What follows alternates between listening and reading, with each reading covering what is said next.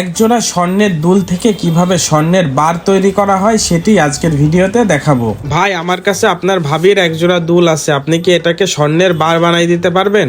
করা যাবে। ঠিক আছে ভাই, তাহলে আপনি করেন, আমি বসে বসে দেখি।